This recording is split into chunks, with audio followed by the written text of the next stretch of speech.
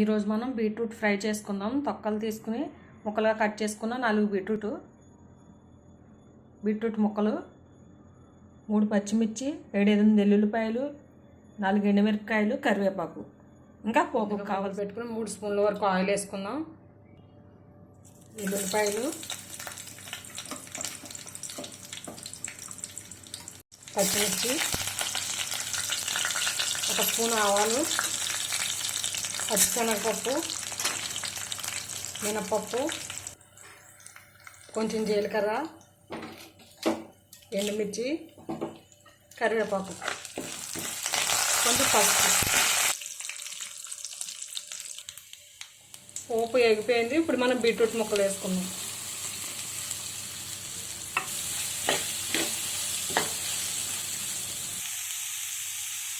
ఒక స్పూన్ ఉప్పు, అదే సాల్ట్, 1 స్పూన్ సాల్ట్ వేసుకుని మనం మొత్తం కలుపుకుందాం. సాల్ట్ వేసుకున్న తర్వాత మనం అప్పుడప్పుడు కలుపుకుంటూ ఉండాలి. 10-15 నిమిషాల్లో మనకి ఫ్రై రెడీ అయిపోతుంది. బీట్రూట్ ఫ్రై అయిపోయింది, రెడీ అయిపోయింది. మనం ఇప్పుడు కొత్తిమీర వేసుకుని స్టవ్ ఆఫ్ చేసేసుకుందాం.